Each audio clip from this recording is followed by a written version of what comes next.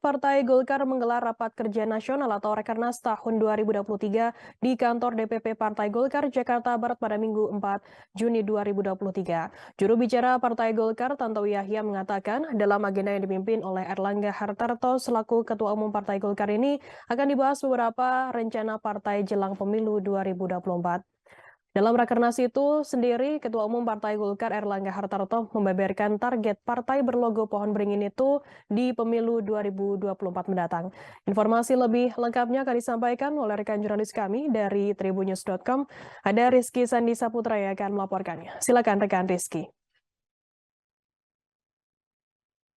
Ya, Firda dan juga Tribunnews, benar bahwa pada hari ini, Minggu 4 Juni 2023 merupakan rangkaian dari Rakernas atau Rapat Kerja Nasional Partai Golkar, di mana pada tadi sekitar pukul 9:30 waktu Indonesia bagian Barat, Ketua Umum Partai Golkar Erlangga Hartarto membuka secara langsung Rakernas Partai Golkar, di mana dalam sambutannya tadi Pak Erlangga Hartarto yang juga merupakan Menko Bidang Perekonomian menyatakan bahwa pihaknya menargetkan memenangkan pemilu 2024 yang dimana itu menjadi capaian atau target dari Partai Golkar tepat di usianya yang melangkah ke 60 tahun begitu.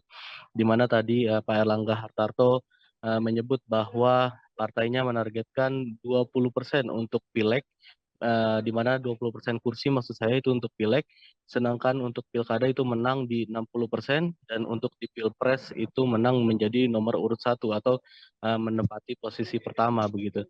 Kendati demikian tadi Erlangga Hartarto menyatakan bahwa pihaknya belum dapat memutuskan untuk saat ini terkait dengan siapa capres dan cawapres yang nantinya akan diusung oleh partai berlogo pohon beringin tersebut. Hanya saja tadi Erlangga menyebut bahwa pihaknya akan menyampaikan hal itu sekitar 1 atau 2 bulan mendatang begitu, terkait dengan siapa yang nantinya bakal diusung sebagai capres maupun cawapres dari Partai Golkar.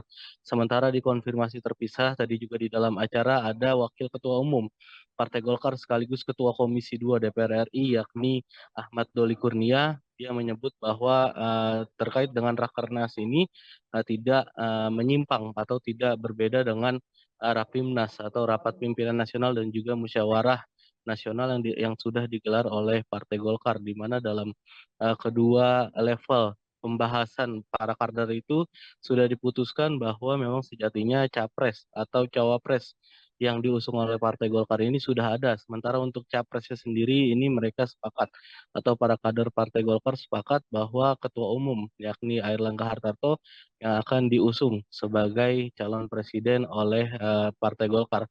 Hanya saja tadi Ketua Umum Partai Golkarnya yakni Erlangga Hartarto itu sendiri belum mau menyampaikan segala sesuatu yang terkait dengan pencapresan.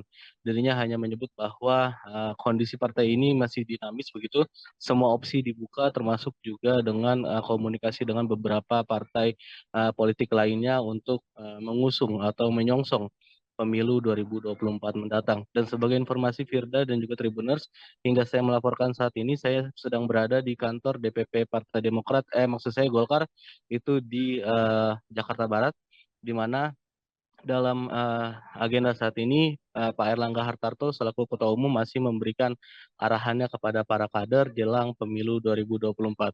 Mungkin itu Firda yang bisa dilaporkan langsung dari kantor DPP Partai Golkar di Jakarta Barat. Kembali ke studio. Terima kasih rekan Rizky Sandi Saputra dari tribunnews.com atas laporannya. Selamat bertugas kembali. Tribuners, akan kami tampilkan berikut adalah wawancara dari pidato Ketua Umum Partai Golkar Erlangga Hartarto. Berikut liputan yang ada.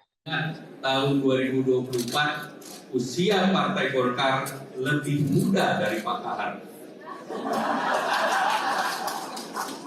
Usia Partai Golkar tahun 2024 adalah 60 tahun. Maka saya bertanya kepada saudara-saudara, apakah saudara-saudara siap kita buat sejarah 60 tahun Partai Golkar? Golkar. Siap? Alhamdulillah. Kita bersyukur Partai Golkar sudah mendaftarkan bakal calon legislatif dari pusat sampai dengan provinsi, kabupaten, kota, dari seluruh kursi 3 tidak ada kursi yang diperbutkan yang tidak diisi oleh Partai Golkar.